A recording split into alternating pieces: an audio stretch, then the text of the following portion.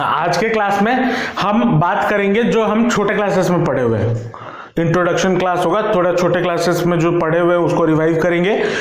10th तक जो पढ़े हैं, उसके बाद 10th के बाद 11th में भी हमारा प्रोबेबिलिटी था, उधर जो पढ़े थे उसको आज थोड़ा रिवाइज करेंगे। ठीक है, प्रोबेबिलिटी चैप्टर या 12th का पढ़ाई स्टार्ट करने से पहले कुछ डेफिनेशंस, इंपॉर्टेंट डेफिनेशंस हैं जो हमारे दिमाग में होने जरूरी हैं। अब इस डेफिनेशन, अब क्वेश्चन तुम लोग ये पूछ सकते हो सर डेफिनेशन क्यों याद रहे, क्या थियोरेटिकल क्वेश्चन आएगा मैथ्स में? नहीं, बोर्ड में नहीं आएगा, लेकिन एंट्रेंस में उसी डेफिनेशन को तोड़ मरोड़ के कुछ ना कुछ एमसीक्यू बना देते हैं। तो डेफिनेशन अच्छे से दिमाग में होना जरूरी है, ताकि जो 12th में जो आपका क्वेश्चन आप सॉल्व करोगे तब डेफिनेशन आप लगा सकते हो, और एंट्रेंस के लिए भी जरूरी है। ठीक है, तो प्रोबेबिलिटी में जो पहला डेफिनेशन है वो है रैंडम एक्सपेरिमेंट।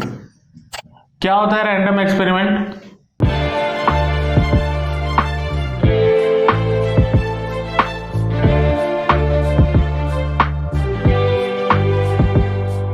अगर मैं एक एग्जांपल लूं, मान लो टॉसिंग ए कॉइन। ठीक है, टॉसिंग ए कॉइन मतलब अगर मैं कॉइन को टॉस करता हूं तो मुझे दो चीजें मिलेगी, एक मिलेगा हेड या फिर एक मिलेगा टेल। हमें पता है उसका आउटकम क्या क्या है, हमें पता है इधर हेड आएगा नहीं तो टेल आएगा। लेकिन जब आप कॉइन टॉस करते हो तब क्या आपको पता होता है उस इवेंट में क्या, उस इवेंट में, उस एक्सपेरिमेंट में क्या आउटकम आएगा, वो पता होगा? पता कर पाओगे कि नहीं श्योर इसमें हेड आएगा? ऐसा तो नहीं होता। अगर ऐसा होता तो कोहली हर बार बैटिंग करता, क्योंकि टॉस हमेशा वही जीतता, अगर पता होता तो। समझ रहे हो या नहीं समझ रहे हो? तो रैंडम एक्सपेरिमेंट क्या होता है, जिसके आउटकम्स पता होते हैं, आउटकम्स आर नोन, जिसके आउटकम्स हमें पता होते हैं लेकिन प्रेडिक्ट हम नहीं कर सकते। ठीक है, but can't be predicted.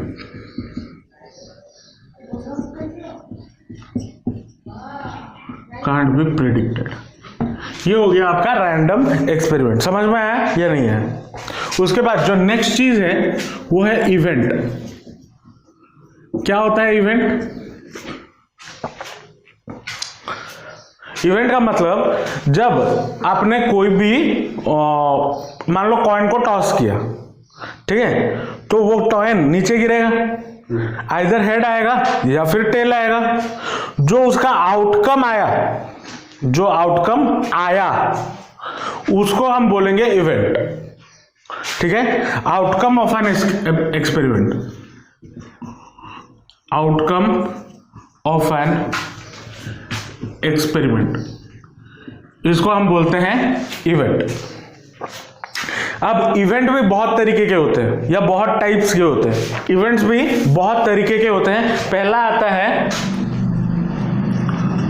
Composite या फिर कंपाउंड इवेंट।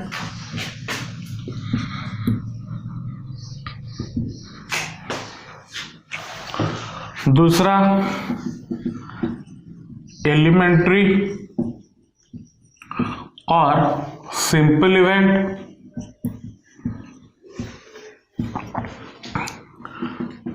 तीसरा श्योर इवेंट।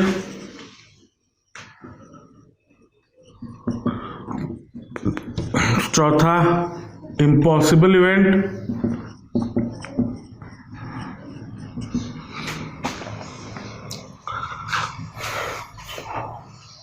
और क्या था?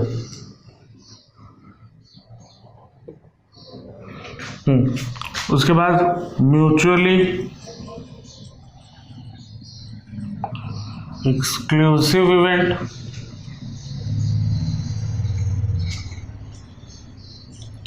छठा एग्जॉस्टिव इवेंट।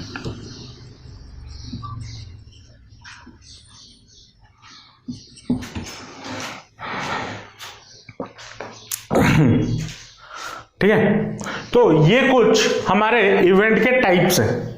कंपोजिट या फिर कंपाउंड इवेंट, एलिमेंट्री या फिर simple event, sure event, impossible event, mutually exclusive event और एग्जॉस्टिव इवेंट। अब इन तीनों इन 6 जो इवेंट्स हैं उनको एक एक करके समझते हैं।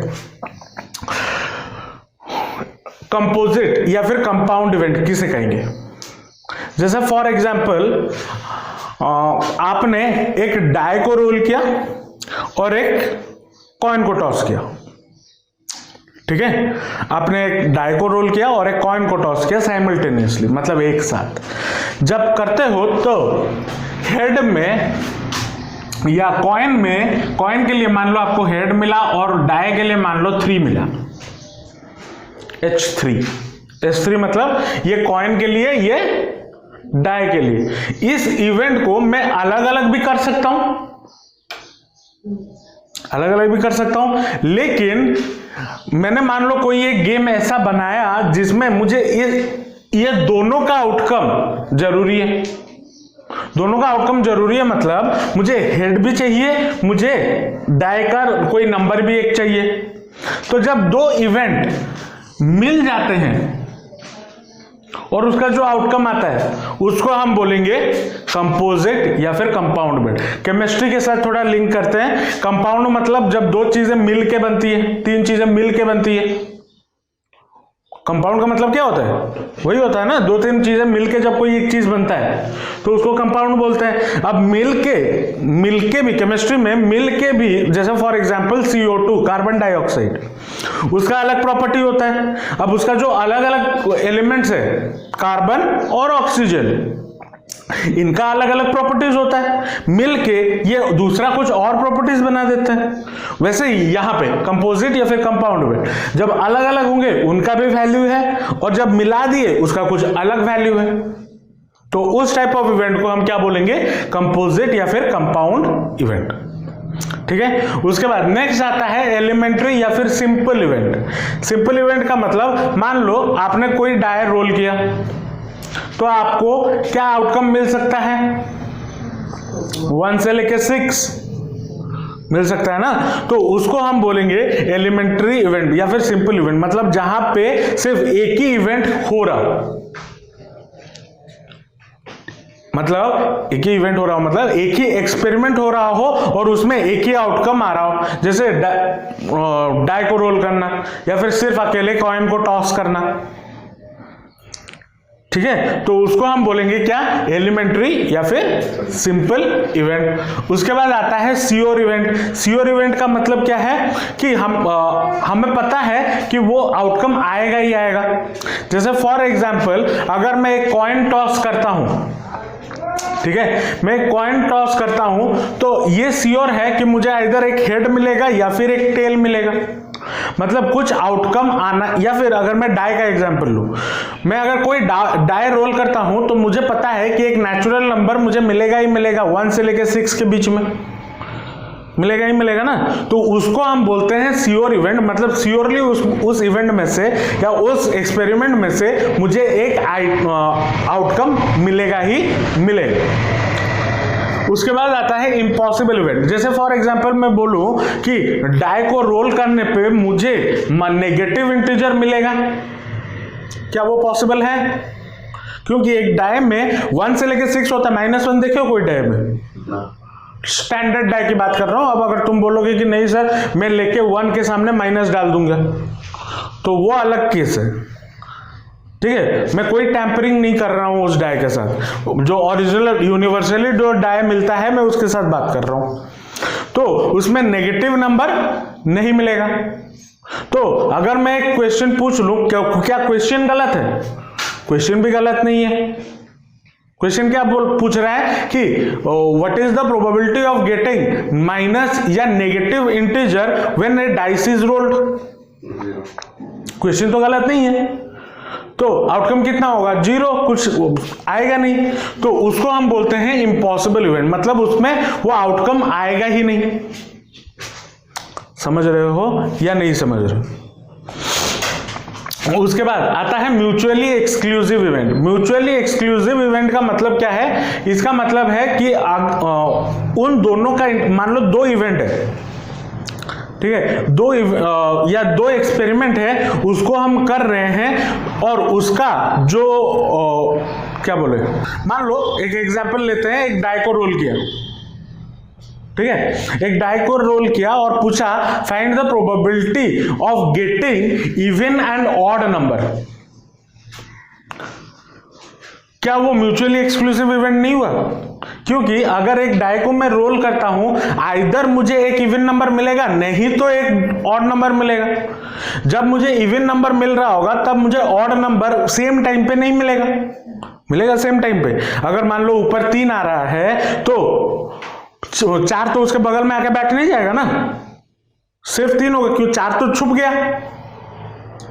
समझ रहे हो? मतलब प्रोबेबिलिटी, अगर दो कंडीशन आपको गिवन है, दो कंडीशन मतलब कि find the probability of getting even and odd while rolling a die. Even and odd में से आपको सिर्फ एक ही मिलेगा, आइदर इवन मिलेगा नहीं तो ऑड मिलेगा।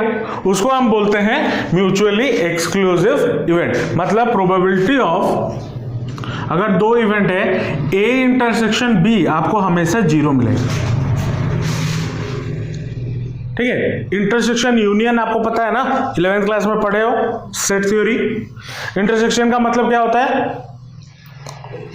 जो कॉमन वाला पार्ट है उसमें कोई कॉमन नहीं होगा। और एग्जॉस्टिव इवेंट मतलब जब दोनों क्या बोल सकते हो, एग्जॉस्टिव इवेंट मतलब जब 2 इवेंट हो रहे होंगे, मतलब 2 डाई को आप एक साथ रोल कर रहे हो, ये पॉसिबिलिटी है कि आपको एक और एक इवन मिल जाए। 2 डाई को रोल किए, मान लो एक में 3 आया, दूसरे में 4 आया, तो एक और एक इवन मिल रहा है, मतलब वो श्योर इवेंट है, हो सकता है, वो पॉसिबल है। तो यहां पे एग्जॉस्टिव इवेंट का मतलब होता है probability of A union B आपका 0 होगा, मतलब दोनों का मिला, 0 नहीं, इज इक्वल टू 1 होगा। अब ये 1 का क्या कहानी है मैं बता रहा हूं, ठीक है, थोड़ी देर में। तो ये P A यूनियन B आपको क्या मिलेगा? 1 मिलेगा फॉर एन एग्जॉस्टिव इवेंट। चलो, अब यहां पे और एक नेक्स्ट चीज जो हमें सीखनी है वो है सैंपल स्पेस। सैंपल स्पेस को S से रिप्रेजेंट किया जाता है। और सैंपल स्पेस क्या होता है? Set of all favourable outcome. Set of all favourable outcome को हम बोलते हैं सैंपल स्पेस। अब सैंपल स्पेस का अगर एग्जांपल ले, बोले कि find the sample space of rolling a die, तो क्या होगा सैंपल स्पेस उसका? 1 2 3 4 5 एंड 6, ये सैंपल स्पेस हो गया। मतलब एक डाई को रोल करने पे मुझे जो जो आउटकम मिलेंगे, ये 6 ही आउटकम मिल सकते हैं ना, इसके अलावा और कुछ मिल सकता है? तो इसका जो सेट होगा उसको हम बोलेंगे, अगर मैं एक कॉइन को टॉस करता हूं तो उसका सैंपल स्पेस क्या होगा? हेड या फिर टेल। अब मान लो मैं 2 कॉइन को टॉस करता हूं, 2 कॉइन को एक साथ टॉस करता हूं, तो उसके लिए सैंपल स्पेस क्या होगा? Head head, tail tail, head tail, tail head. अब मान लो मैं अगर 3 कॉइन को टॉस करता हूं एक साथ, देखो जब ऐसा पूछा जाए उसके लिए एक छोटा सा ट्रिक है कि कैसे निकालोगे। मान लो बोल दिया 4 कॉइन टॉस कर दिया या 5 कॉइन टॉस कर दिया, तब कैसे निकालोगे? तो उसका जो फॉर्मूला होता है 2 to the power n होता है ना, वो तो नंबर ऑफ सैंपल स्पेस मुझे मिल जाएगा। मतलब इसके अंदर क्या क्या एलिमेंट्स हैं वो तो मिल जाएंगे कॉइन के लिए। कितने एलिमेंट्स है, क्या क्या एलिमेंट्स नहीं, कितने एलिमेंट्स है वो तो मिल जाएंगे। लेकिन अगर मुझे पूछ लिया, क्या क्या पूछेगा नहीं, हालांकि ऐसा पूछता नहीं है, लेकिन अगर पूछ लिया कि क्या क्या एलिमेंट्स है, तब वो निकालना भी मुश्किल नहीं है। मान लो बोल दिया कि 3 कॉइन टॉस हुआ, तो उसके लिए क्या करोगे? Head head head 10 coin toss हुआ है, तो कितने या कितने एलिमेंट्स यहाँ पे मिलने चाहिए? 2 to the power 3, n के जगह पे 3, कितना 3 कॉइन टॉस किए ना, आइदर 3 कॉइन टॉस करो या फिर एक ही कॉइन को 3 बार टॉस करो, एक ही कॉइन को 3 बार टॉस करो, तो आउटकम यही होगा 2 to the power n, ठीक है ना। तो कितना आएंगे 8, तो 1 2 3 4, 4 हेड लिखो, 4 टेल लिखो, फिर 2 हेड 2 टेल, 2 हेड 2 टेल, फिर 1 head 1 tail, 1 head 1 tail, 1 head 1 tail, 1 head 1 tail, ये आपके एलिमेंट्स आ गए। अब मान लो 4 बार टॉस करने के लिए बोला, 4 बार अगर बोला होता तो 2 to the power 4 कितना होता है? 16। चलो क्या करते हैं, head head head head head, 1 2 3 4 5 6 7 8, इधर 8 एलिमेंट्स आ गए, और इधर टेल टेल, 2 3 4 5 6 7 8 आ गया। फिर कितना 8 हेड लिखाऊं, 8 टेल लिखाऊं, उसका आधा कर दो, कितना आएगा? 8 का आधा 4 हेड लिखो, 2 3 4 लिख ले, फिर 4 टेल लिखो, टेल टेल टेल, फिर से और एक बार repeat, head head head head, tail tail tail tail, ये हो गया। 4 का आधा क्या होता है? 2 head 2 tail, 2 head 2 tail, 2 head 2 tail, 2 head 2 tail, 2 का आधा 1 head tail head tail head tail head tail, फिर head tail head tail head tail head और टेल, हो गया। अगर यहां पे 5 बार बोला होता 2 to the power 5 कितना? 32 32, तो पहले क्या करोगे? 32 का आधा 16, स्टार्टिंग में 16 हेड 16 टेल, फिर 16 का आधा 8 टेल 8 हेड, तो आपको सारा एलिमेंट्स मिल जाएगा। समझ में आया पैटर्न क्या है? अब ये तो हो गया चलो कॉइन के रिलेटेड बातें। अब आते हैं, बात करते हैं डाई के रिलेटेड बातें। डाई में डाई का सैंपल स्पेस, एक ही डाई अगर रोल हो रहा है तो डाई का सैंपल स्पेस क्या है? 1 2 6 नहीं, 1 2 3 4 5 6, सिर्फ 1 2 6 3 4 5 कहां जाएगा? मामा के घर। तो एक डाई को रोल करने पे ये मिल रहा है, ये आउटकम है। अगर 2 डाई को रोल करूं, कितने आउटकम्स आएंगे? 12। डाइस के लिए याद रखना 6 to the power n, 2 बार डाई को रोल किया 6 to the power 2 36, 3 बार रोल किया 6 to the power 3, 4 बार रोल किया 6 to the power 4। अब 3 4 कभी पूछता नहीं है जनरली, मतलब अगर तुम्हारा लक उतना खराब हो जाए तब जाके पूछ लेगा 3 4, लेकिन जनरली 1 या फिर 2 तक पूछता है। अगर मान लो आपको 2 पूछा तो 2 बार रोल किया गया तो उसके आउटकम्स क्या क्या होंगे या सैंपल स्पेस क्या होगा? अगर 2 बार रोल किए तो उसका सैंपल स्पेस क्या क्या होगा? 36 तो सैंपल स्पेस आने चाहिए। हाँ चलो कैसे निकालोगे? 1 2 3 4 5 6 हो गया। फिर से लिख देना 1 2 3 4 5 6, 1 2 3 4 5 6, 1 2 3 4 5 6, कितना हो? 4। 1 2 3 4 5 6, 1 2 3 4 5 6 लिख दिए। कितने हो गए? 36 हो गए। 6 6 36।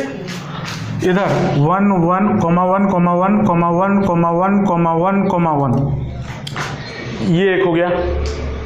इसके साथ 2 2 2 2 2 2 ये हो गया। इसके साथ 3,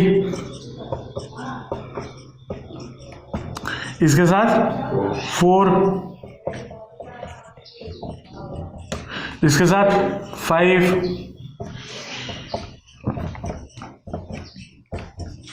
इसके साथ 6।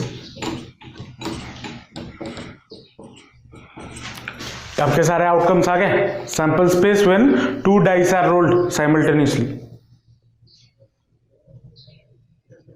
समझे या नहीं समझे? ये सब चीजें मैं क्यों बता रहा हूं, हो सकता है आपको पूछ ले एग्जाम में या 1 मार्कर। हालांकि डायरेक्ट नहीं बोलेगा कि इसका सैंपल स्पेस बताओ, लेकिन क्वेश्चन ऐसा होगा जहां पे आपको सैंपल स्पेस की जरूरत होगी, तो कैसे निकालना होता है वो समझ में आना जरूरी है। ठीक है, एक तो डाई का केस हो गया, दूसरा हो गया कॉइन का, और एक जो मेरा फेवरेट है वो है 3 पत्ती, मतलब ताश, कार्ड्स के बारे में। कार्ड्स के बारे में थोड़ा नॉलेज होना जरूरी है। कार्ड्स में या जो ताश होता है उसमें कितने पत्ते होते हैं, इसके रिलेटेड जो क्वेश्चन आते हैं बड़े मजेदार होते हैं। उसके साथ 2 जोकर आते हैं जो काम का नहीं है, हमें उसको यूज नहीं करना, अभी वो खेलते वक्त यूज होगा। ये वाला पार्ट लिख चुके हो। कार्ड्स के बारे में थोड़ा हम समझ लेते हैं। अगर तुम जितना उसके कार्ड के साथ खेलोगे या फिजिकली देखोगे तो समझ में आएगा कि हो क्या रहा है। ठीक है, टोटल कार्ड्स, एक डेक ऑफ कार्ड में, 1 डेक ऑफ कार्ड में कितने कार्ड्स होते हैं? 52 कार्ड्स होते हैं। 52 कार्ड्स होते हैं या 52 कार्ड्स होते हैं। अब ये 52 कार्ड्स 2 कलर में डिवाइडेड होते हैं। ठीक है, 2 कलर में डिवाइडेड होते हैं। एक होता है ब्लैक, दूसरा होता है रेड। मैं व्हाइट क्यों लिख रहा हूं? दूसरा होता है रेड। अब ब्लैक में 2 सूट्स होते हैं और रेड में भी 2 सूट्स होते हैं। इसको हम सूट्स बोलते हैं। ठीक है, ब्लैक में जो 2 सूट्स होते हैं वो क्या क्या होता है? स्पेड्स और ओडिया रिकॉल, समझो? स्पेड्स और अबे क्लब, हाँ सब बताऊंगा, रुक जाओ, सब्र करो। स्पेड्स, चलो, और क्लब्स। और रेड में 2 पार्ट्स होते हैं या 2 सूट्स होते हैं, क्या क्या? हार्ट है, दिल और डायमंड।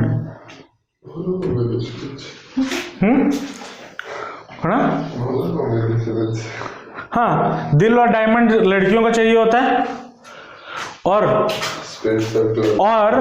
लड़कियां जालिम होती हैं, इसलिए लाल कलर डेंजर है ना, लाल कलर का सिंबल। मतलब लड़के क्लब्स और स्पेड से एक संतुष्ट हैं। एनीवे, ये फालतू जोक था। चलो,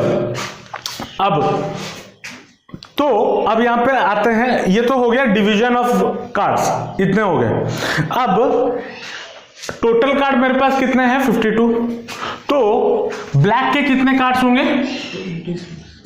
26। और रेड के कितने कार्ड होंगे? स्पेड के कितने कार्ड्स होंगे? और क्लब्स में कितने कार्ड्स होंगे? हार्ट में भी 13 और डायमंड में भी 13। चलो, स्पेड्स हो गया 13, क्लब्स हो गया 13, मतलब तुम्हारा कुछ नहीं, सब कार्ड्स के अंदर 13 नंबर है। हार्ट में 13 और डायमंड में 13 कार्ड्स हैं। ठीक है, अब इसमें भी डिवीजन होते हैं। क्या डिवीजन होते हैं इसमें? क्या कार्ड्स होते हैं? 2 से लेके 9 होता है, इसको हम बोलते हैं नंबर कार्ड्स। नंबर कार्ड्स एक ये सब में लागू होता है, ठीक है। एक होता है किंग, दूसरा होता है क्वीन, और एक होता है जैक,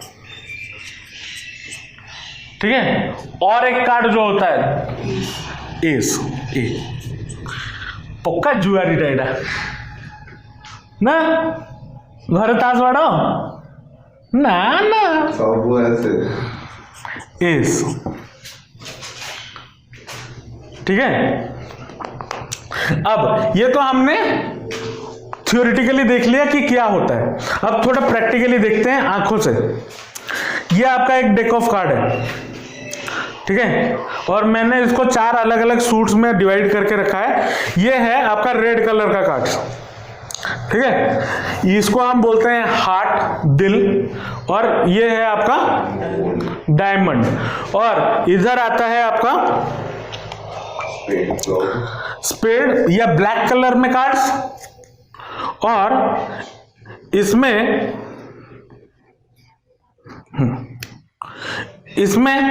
ये होता है आपका स्पेड, ये होता है आपका क्लब्स, ठीक है। अब इसमें जो मैंने नंबर कार्ड के बारे में बात की, मुझे पर्सनली ये वाला डेक या ये वाला सूट मुझे बहुत पसंद है, तो इसी से ही दिखा रहा हूं। यहां पे देखो, राजा पड़ेला, राजा चाहूनी मुझे रही हो। यहाँ पे मैंने 9 तक क्यों बोला भाई, 10 तक होता है कार्ड्स, मैं भी पागल हो गया। हाँ, यहाँ पे ये कितने क्या क्या हो गया, ये आपका क्वीन, ठीक है, ये आपका जैक, और ये आपका किंग, ठीक है। अब इसमें आपके ये जो कार्ड है इसको हम बोलते हैं इक्का या फिर एस, ठीक है, और बाकी नंबर कार्ड्स आ गए, ठीक है, 10 से लेके 2 से लेके 10 तक। और हर सूट में जो 4 सूट हैं उसमें ये पैटर्न होता है, बस सूट अलग अलग होते हैं लेकिन ये पैटर्न होता है। अब इसमें जो क्वेश्चन हमें पूछ सकता है, बहुत सारे क्वेश्चन बन सकते हैं। टोटल नंबर ऑफ किंग, या फिर ये अगर देखो ये जो 3 कार्ड्स है ना, इनको मिला जुला के बोला जाता है फेस कार्ड्स, ठीक है। टोटल नंबर एक डेक में कितने फेस कार्ड्स होंगे, एक डेक में कितने फेस कार्ड्स होंगे, 12। इसमें 3, इसमें 3, इसमें 3, इसमें 3।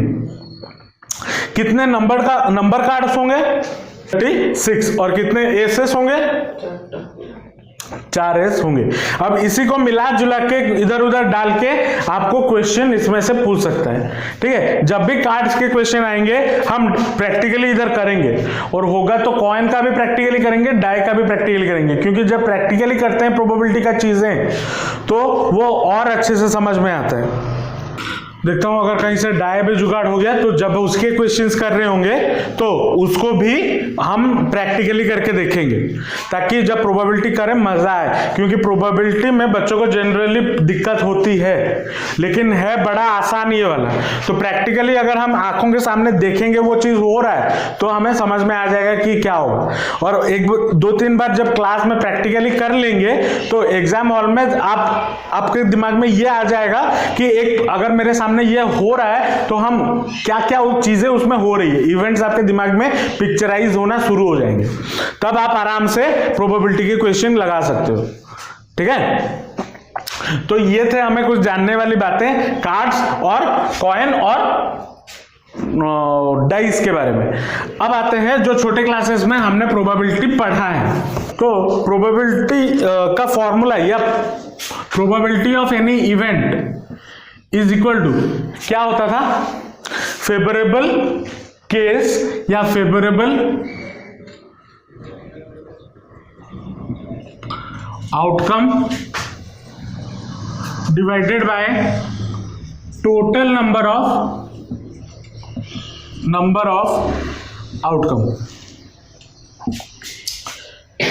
ठीक है, ये आपका प्रोबेबिलिटी का फॉर्मूला या बेसिक जो फॉर्मूला है वो होता था।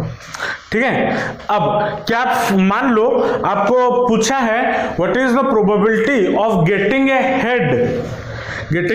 Head while tossing a coin? 1/2। क्यों? जब एक कॉइन को टॉस किया जाएगा उसमें टोटल नंबर ऑफ आउटकम कितने हैं? 2। हेड आएगा या फिर टेल आएगा। और फेवरेबल आउटकम क्या पूछा है क्वेश्चन में? हेड कितना आ रहा है? तो 1, तो 1/2। प्रोबेबिलिटी ऑफ गेटिंग ए 3 या एक odd number in rolling A dice क्या होगा? 1/2। कैसे? ऑड नंबर फेवरेबल आउटकम्स क्या है? 1, 3 और 5। टोटल नंबर ऑफ आउटकम्स क्या है? 6। तो 3/6 विच इज इक्वल टू 1/2। समझ रहे हो या नहीं? तो ये आपका बेसिक प्रोबेबिलिटी का फॉर्मूला है। अब 11th क्लास में हमने कुछ चीजें सीखी थी। एडिशन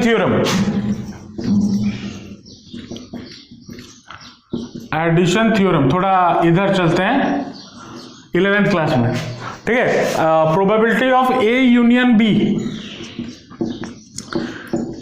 इसका मतलब क्या हो जाएगा? इसका मतलब हो जाएगा probability of A plus probability of B plus probability of A intersection B. Sorry, plus नहीं, माइनस। ठीक है, ए यूनियन बी का मतलब probability of A plus probability of B minus probability of A intersection B. Union का मतलब क्या होता है? यूनियन का मतलब होता है और, याद नहीं है? चलो अब इतना याद रख लो। यूनियन का मतलब होता है और। जब आपको कोई भी स्टेटमेंट मिलेगा अगर वहां पे और लिखा हुआ आ रहा है तो यूनियन यूज करेंगे। ठीक है, मतलब अगर एक what is the probability of getting a even number और odd number while rolling a dice, while rolling 2 dice simultaneously। तो यहां पे क्या आ गया?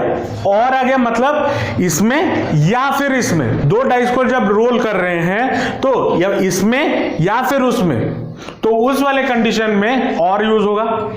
और इंटरसेक्शन का मतलब क्या होता है? एंड, मतलब जब दोनों हो रहे होंगे। ठीक है, इनका मतलब वही है। समझ में आ रहा है या नहीं आ रहा है? ये चीजें हम छोटे क्लासेस में पढ़े हुए हैं। मैं और सेट थ्योरी के बारे में नहीं पढ़ाऊंगा। अगर नहीं है याद तो थोड़ा चले जाना, छोटे क्लासेस में पढ़ देख के वीडियोस आ जाना, यूट्यूब पे डाला हुआ है। ठीक है, और इसमें और एक चीज का भी यूज होगा इस चैप्टर में, permutation and combination. Permutation combination याद है क्लास 11th एनसीआर एनपीआर था, उसका भी इसमें यूज होगा। जहां पे यूज होगा मैं बता दूंगा। मुझे पता है तुम लोगों को याद नहीं होगा, मुझे तुम लोगों पे पूरा भरोसा है। ठीक है, मतलब मेरा इतना तुम लोगों पे भरोसा है कि मुझे पता है तुम लोगों को याद नहीं होगा परम्यूटेशन कॉम्बिनेशन क्या होता है, तो वो बताऊंगा मैं क्लास में, डोंट वरी। ठीक है, तो ये था आपका बेसिक एक इंट्रोडक्शन इस प्रोबेबिलिटी चैप्टर में। नेक्स्ट क्लास हम इसमें जो एक्चुअली पढ़ने वाले हैं 12th का जो प्रोबेबिलिटी है उसको हम पढ़ेंगे। होप आपको आज का वीडियो अच्छा लगा होगा। अगर आपको कोई भी डाउट है या फिर कोई भी फीडबैक है तो नीचे कमेंट सेक्शन में जरूर बताना। अगर वीडियो अच्छा लगा तो लाइक जरूर कर देना, अपने दोस्तों के साथ शेयर जरूर करना और चैनल को सब्सक्राइब कर देना, क्योंकि आपके पढ़ाई के रिलेटेड वीडियोस अपने चैनल पर रेगुलरली अपलोड करता रहता हूं। तो मिलते हैं नेक्स्ट वीडियो में। Till then all the best, जमकर पढ़ाई करते रहिए and thanks for watching the video.